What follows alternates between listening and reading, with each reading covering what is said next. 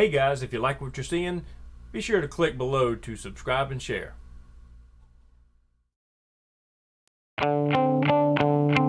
It's not just about the photograph, it's the outdoor experience.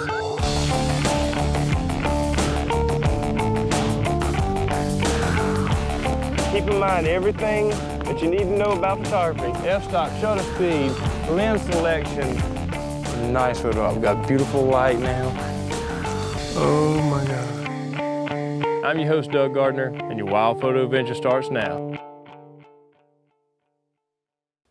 This week on Wild Photo Adventures, we're in the studio and we're talking about what's in my bag. Now, you wouldn't believe the number of emails I get in a year's time of people wanting to know exactly what brand camera, what model, what kind of tripods I'm using.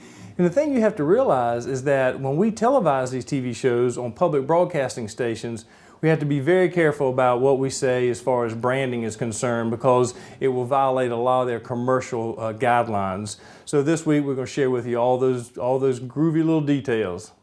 Well, the first thing you need to know about me is that I'm not a gearhead. I don't run out and buy the latest, greatest camera or the latest, greatest lens. I do my research and I study these products and I buy what I think I'm really going to need to get the job done. Now, one thing you'll learn about other pieces of equipment that I use is there's not one single item that is going to cover everything you need to do. And bags is one of those. You'll find yourself buying multiple bags if you're in this game very long. You know, I use everything from backpacks, and not just one backpack, but I have tons of backpacks. You have roller bags if you're doing a lot of stuff in airports or maybe sports events where you're toting gear around. Then you have waterproof bags of all shapes and sizes, and waterproof duffel bags, small ones, and really big ones. And then in some situations, you're going to find yourself needing waterproof plus impact resistant. This is a Pelican case, and I have multiple Pelican cases in multiple different sizes because you're not going to have one pack or one bag that's going to cover all your needs. You never know what you're going to be doing. And then, of course, for even bigger expeditions, when I got to carry everything and keep it dry and safe, you might end up having to buy something like this. This is a Pelican case, but it's a trunk style. Now, the single most important piece of equipment you're going to have in your entire gear bag is going to be a good tripod and head. Now, I see at workshops beginners that show me pictures that they've been taking over the past years, and their really bad pictures are most of the time a result of poor camera support. They don't take the measures, they buy the cheapest little tripod they can for 35, 40 bucks, and it doesn't do the job. They get tons of camera shake, and most of the problems with their images are soft images where they had a lot of camera shake. And don't even get me started on people that are out there hand holding 5, 6, and 800 millimeter lenses. Yes, it can be done. And yes, you can get some sharp pictures if you know what you're doing. But I guarantee you, if those same people use a tripod, they will have a much higher success rate in the amount of images that they come away with that are tack sharp. Now, I solely use Really Right Stuff, but heads and tripods. A number of different reasons. They are rock solid, they're built very durable, the operation of them is silky smooth, and the most important thing is that their customer support is top notch. Now, I'm not sitting here telling you these things because Really Right Stuff is a sponsor of our TV show. I was using both Canon camera equipment and Really Right Stuff camera support gear long before I even started the TV show because I believed in them, and at that point when I started the TV show I felt that it was important to include them as a sponsor of the show. Now, for my DSLR video work, the tripod and head that I use is this monster Really Right Stuff Series 4 3-leg section tripod. It's carbon fiber and it is rock solid. This is the largest tripod that they make. It's very rigid, it's very solid, and this is a Series 4. Now, for the head, this is a FH 350 fluid head, and very smooth. And this particular head is good for your short lenses up to say a 70 to 200 millimeter lens. You'll get very smooth panning and tilting with this. This also comes with a leveling base so that no matter how unlevel the ground is, you can always get your video head perfectly level. That's important when you're doing pans so that your video is not running uphill or downhill. Now, sometimes when I need to use longer lenses, DSLR lenses, like a 300, 500, even 600, that's when you want to go to a video gimbal. Now, this is a new product from Really Right Stuff, and I had the privilege, and I have to say it was a privilege, to test this. And this is the FG04VA from Really Right Stuff. And this is based on true balance points, where the fluid head is built on using counterbalance to offset the weight of the camera and the lens. On here, you use true balance points, and it comes with a handle so that you can hook this to the base of the camera. And you got to remember, all Really Right Stuff parts are modular. So this lever clamp will clamp on here. It'll come on here. It'll clamp onto the bottom of the camera. And so that makes it really nice. It gives you some options. So this is what I use when I'm doing long lens work. Now for my still photography support, I use the Series 3 Really Right Stuff tripod. This is also carbon fiber, and it's a 3-leg section type tripod. They do offer 4-leg sections for really getting a high vantage point with your tripod. But most of my work is low to the ground, and this gives me ultimate support for the type of work that I do. I do a lot of run and gun stuff. I never know exactly where I'm gonna be or what kind of situation I'm going to be in. So this is a good sized tripod for my 500 millimeter lens, and that's about the longest thing that I shoot, and we'll discuss that a little bit later. Now on it I have a BH55 ball head, which I absolutely love. I can remember 20 some years ago getting my very first ball head, which was an old studio ball, and it was monstrous. And you know, at the time, it was kind of top in the line of ball heads, but then you got Arca Swiss and some others that started competing. Well, none of the ball heads really accomplished what I needed done. The biggest problem was they were heavy.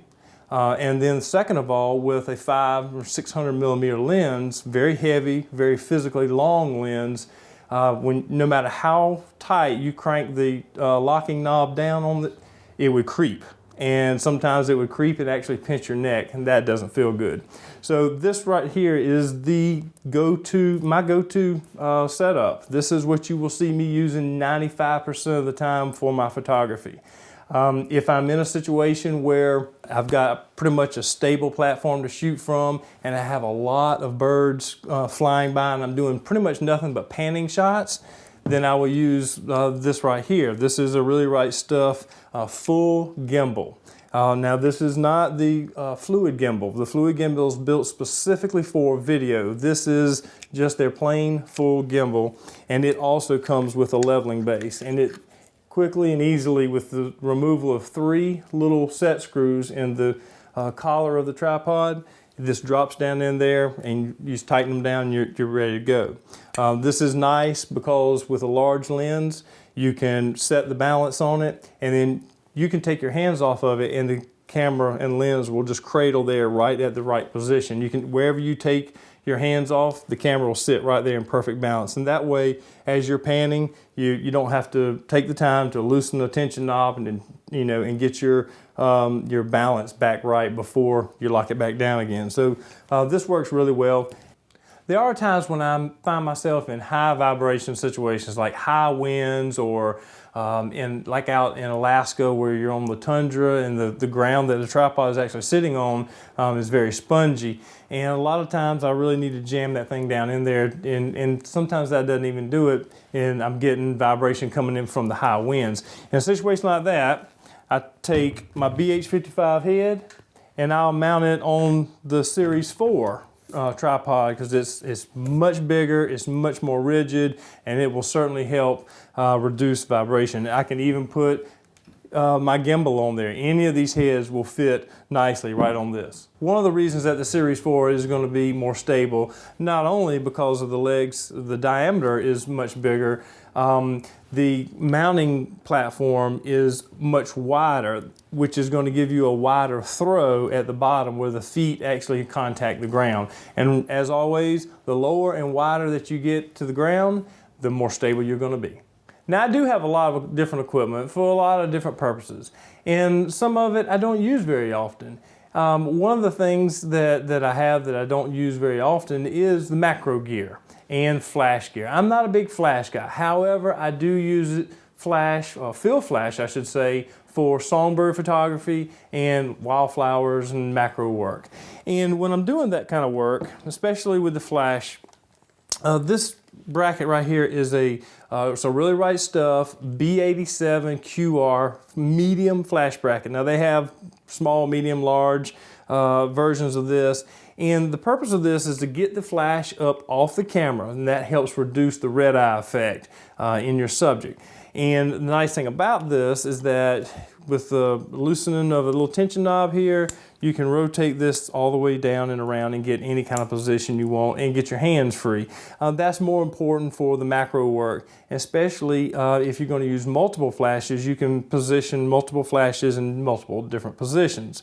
Going back to the whole modular thing, this is nice because I can unscrew this simple knob here, and this bolts right onto the foot plate of my 500mm lens. And now I have a very simple, lightweight apparatus that'll hold my flash when I'm doing songbird photography. Then when I get into the macro world, I can put this back on,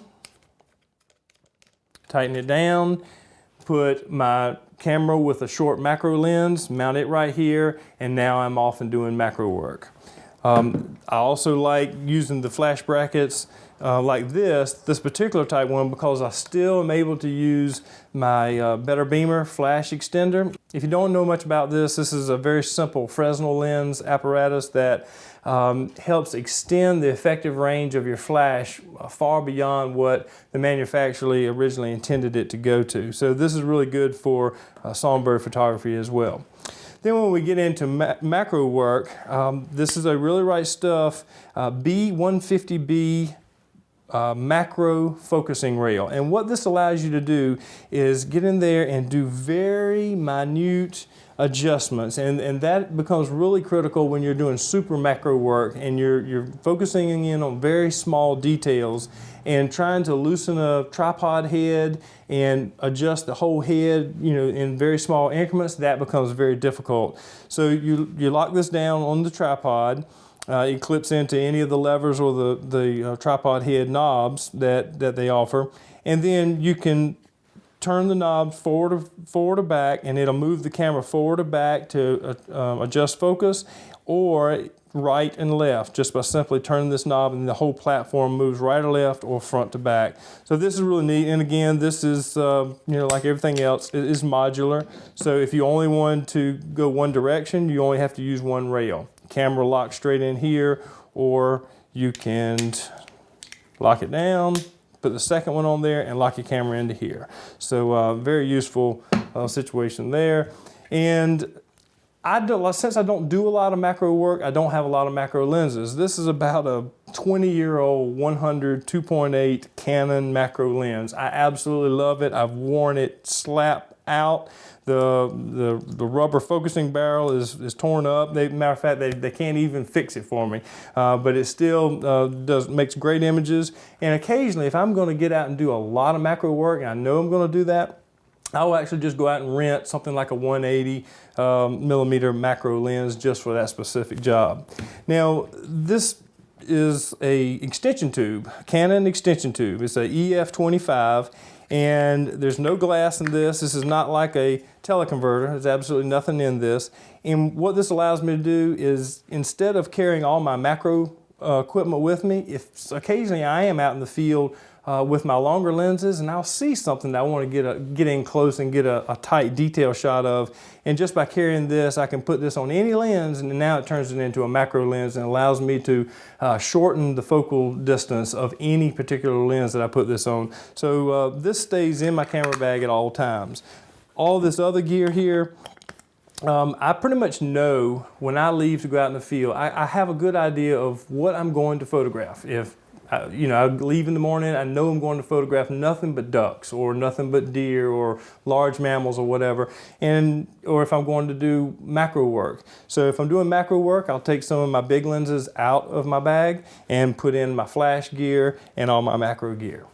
Now, even though I'm going out to photograph large mammals or scenics or waterfowl, and I know I'm probably not going to need my macro gear, I still keep all of this gear with me. I don't physically tote it into the field with me. However, it is close at hand. I at least keep it in my vehicle. All my video gear, anything that I could possibly need, because I can't tell you the number of times I was out doing something else and saw a beautiful wildflower or an insect or something that I wanted to do some macro photography of, and I didn't have my gear, but it was within walking distance and I could easily go back to the vehicle and get this equipment. So I do keep it with me. I just don't necessarily keep it in my pack all the time.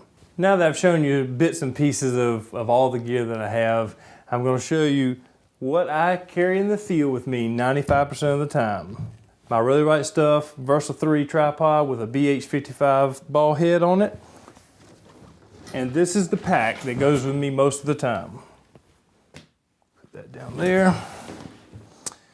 All right, this is a low pro pack. I've had it 15 years, I guess, maybe not that long, maybe 10 years, and I can tell you it has been through the ringer. Great pack, but like I told you before, there's not one pack that suits all needs, but this is the one that I do use most of the time.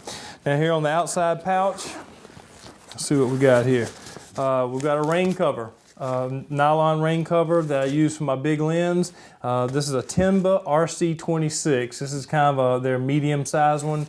The thing I really like about this particular cover is that it's kind of the medium size, but it's long enough that it'll cover my entire Canon 500mm f4 lens with my 1D Mark IV camera body on it, and that's got a flap on the back that can cover the camera too. Works really well, it's lightweight and folds up nicely. And then this actually has nothing to do with photography so much. But these are things that I keep with me at all times. Something as simple as clothespins and a carabiner. It works great if I'm in a blind and I've got that one little aggravating limb that keeps getting in the way of the camera lens. You can quickly and easily take a clothespin and clip that out of the way.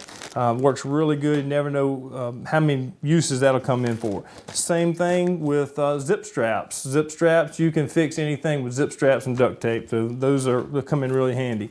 And then I keep a pair of pruning shears and a fold-up saw, limb saw. This thing, you would not think that this saw is as sharp as it is, but it is very, very sharp, and it has cut through some pretty good sized limbs before. This comes in really handy when you're building blinds on the go, and you need to build them fast, and you need to build them right there on the spot. So these type of items stay with me at all times. Also, if I get into a really heavy downpour and everything I've got is just getting soaking wet, these are gigantic Ziploc bags. I mean, they're huge. I can put clothes and my entire bag in this Ziploc bag. It folds up pretty small, and I even take a food saver and smash all the air out of a lot of these things I don't use a lot, and make them as flat as I can and put them in a food saver, and it sucks all the air out and makes it nice and small. It packs in really easy. And then, the most important thing, if you don't learn anything else about gear or what you need or what you should have, this is the most important thing. Toilet paper. I keep it with me everywhere I go, and of course we got some wet wipes. We all know what that's for. All right, so inside the pack, let's start up here on the lid first.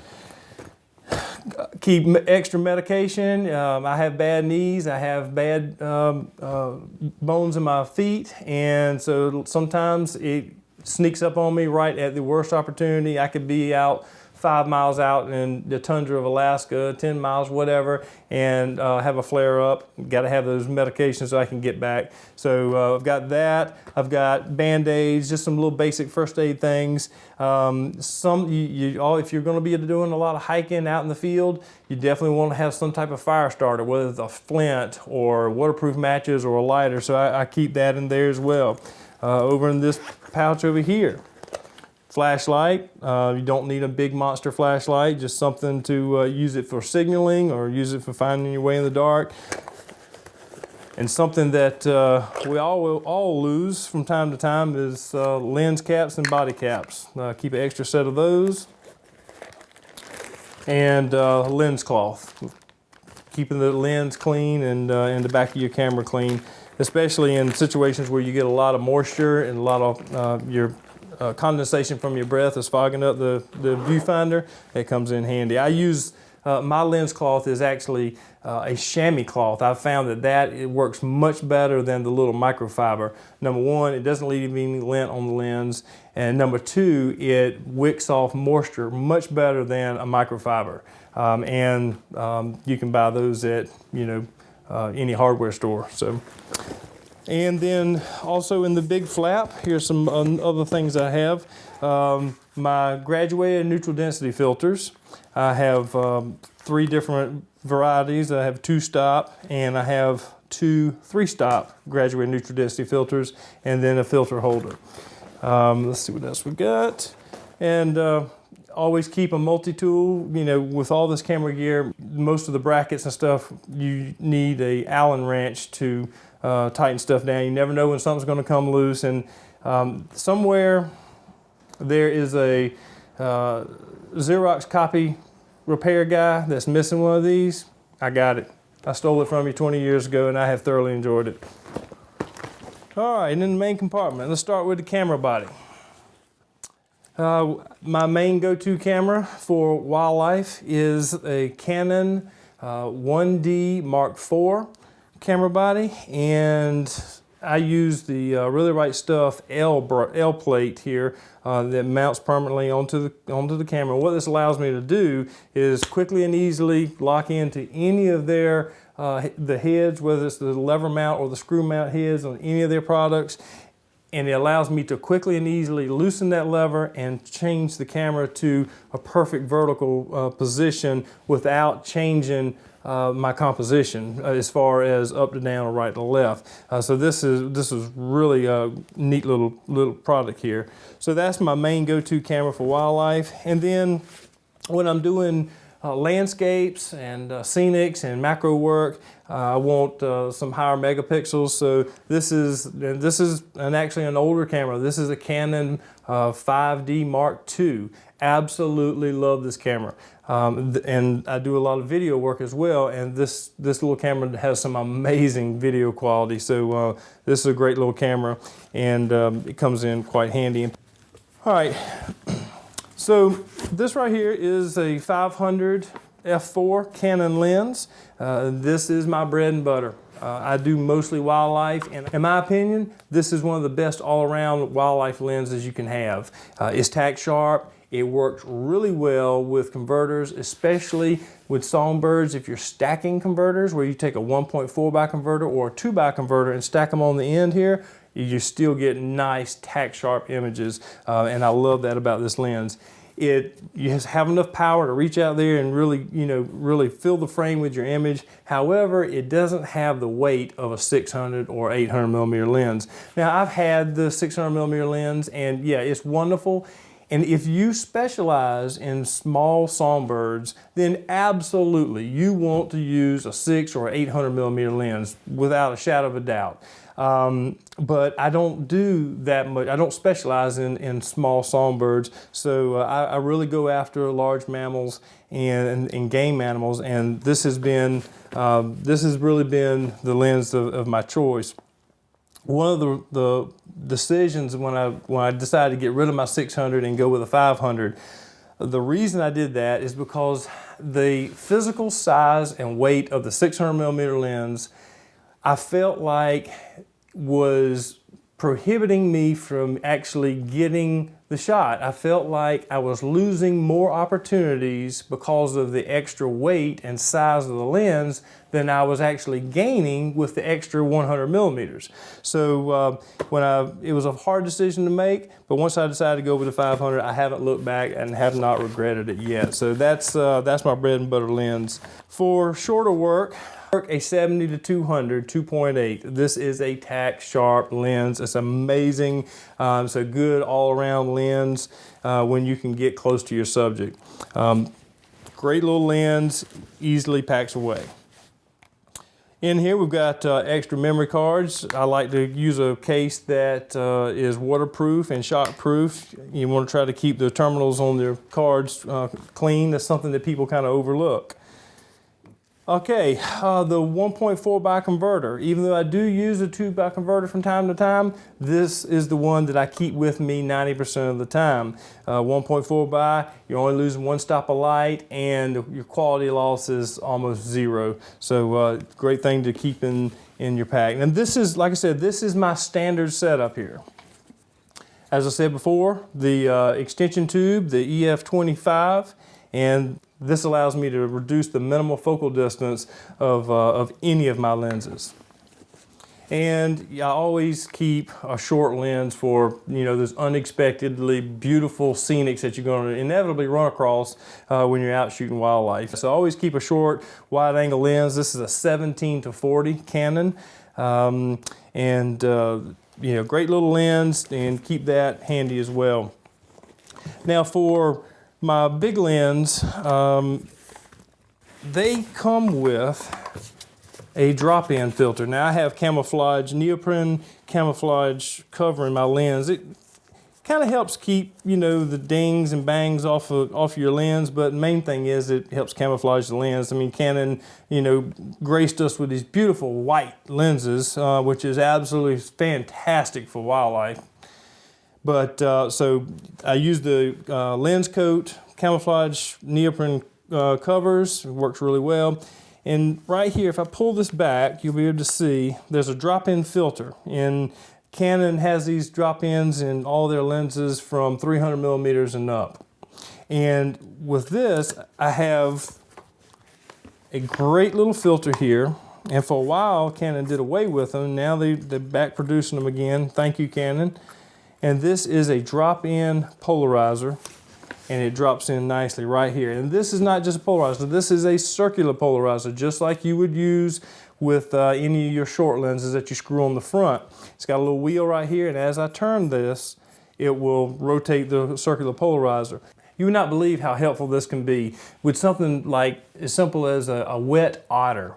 Their fur has oil in it, and when it gets wet, it becomes really shiny. And this thing right here works just like if we were trying to take the glare off of the water of a lake or something like that with a circular polarizer. Same effect. It reduces specular highlights, it reduces glare, and it can really make your wildlife images pop. So this is a little something that a lot of people overlook, and I tell you, it makes a huge difference. All right.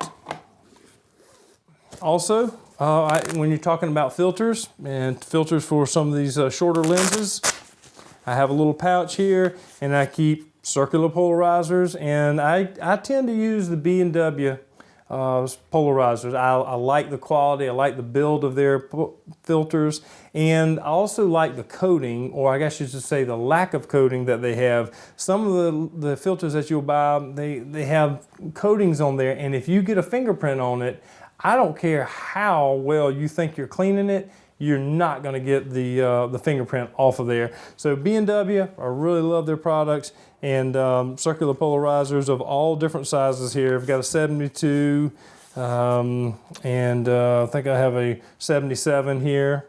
So really good stuff here.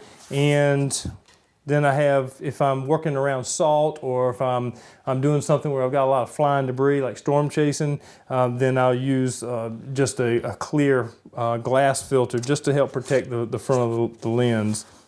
So having the right filter for the right situation is key. You can get bogged down with filters, and really the only filters that I use are graduated neutral density filters and circular polarizer filters.